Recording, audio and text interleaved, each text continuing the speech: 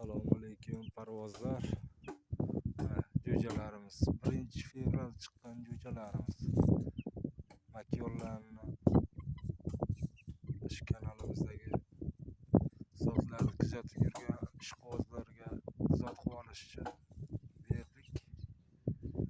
Xo'rozchalar, xudo xohlasa kuzga bular cho'tki xo'roz bo'ladi. Mana shu qizilim makyonlar.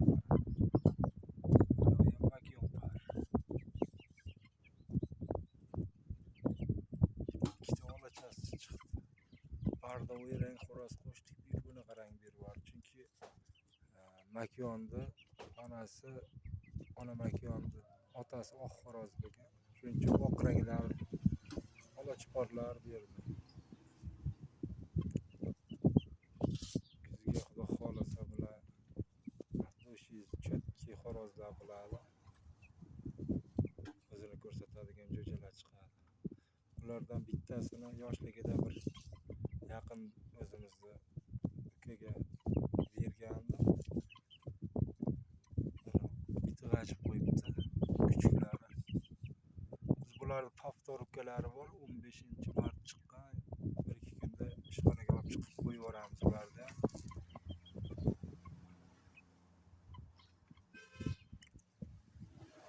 Shu yerda yuradi hududda.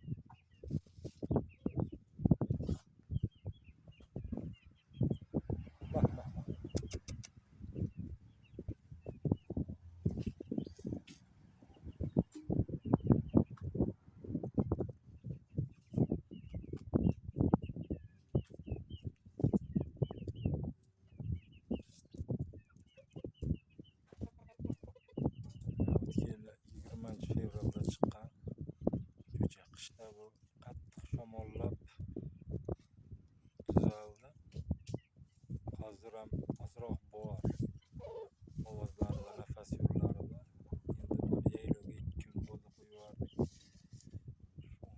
15-20 kun yurib jigarlari ochilib olsa, bir sparinglarni qilamiz. Buni ham tanasi hozir Qashqadaryoda o'ynayapti. Yaxshi pulga ham berishmayapti. Adashmasam 2000 ga berishmayapti.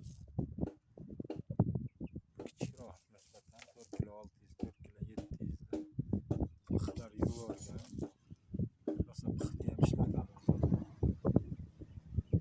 Shu jo'jalarni akasi, otasi boshqa. Xudo xohlasa 15 kun buni ham jigarlari yozilib olsa,